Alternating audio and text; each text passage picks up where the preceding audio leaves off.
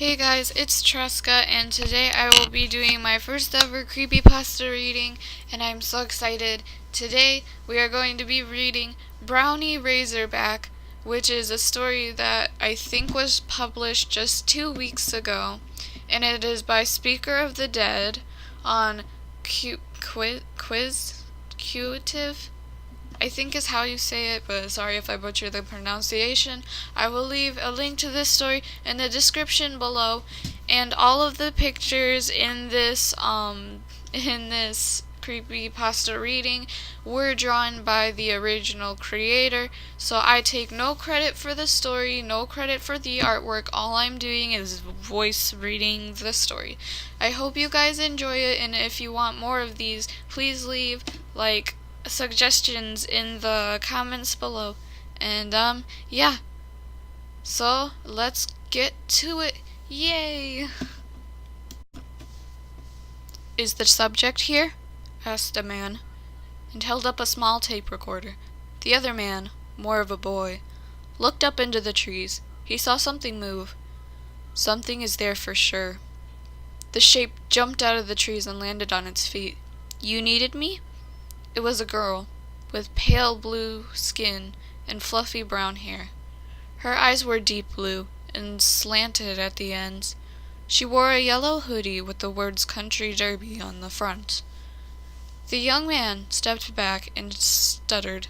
Yeah, we needed to interview a psychopath for our news article.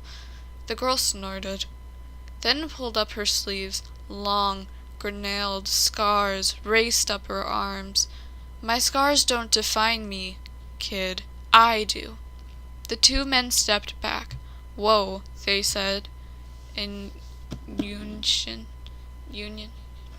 The girl plunked herself on the ground, obviously not caring that it was January and there was still snow covering the ground, and said, Well, people call me Bronwyn Razorback.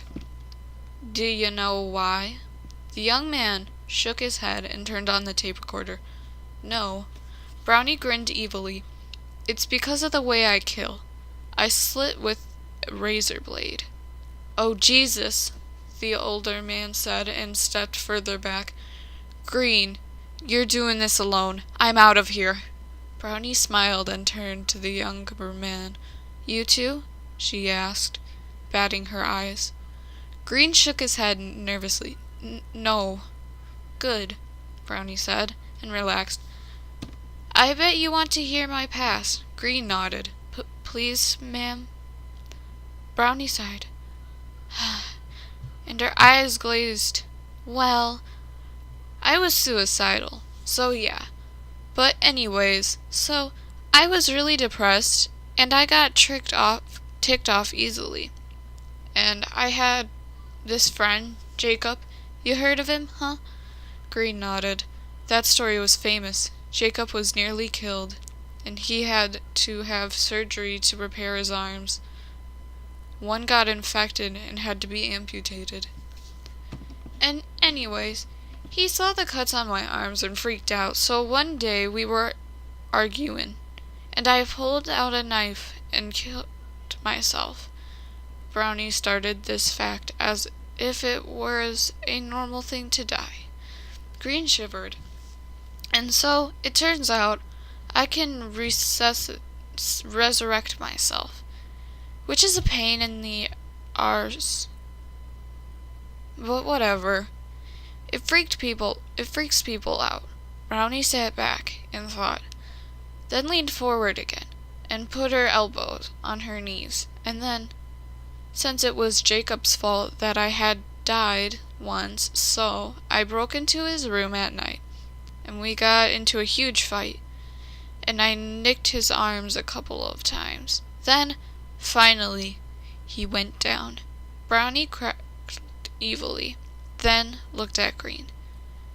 And you're next.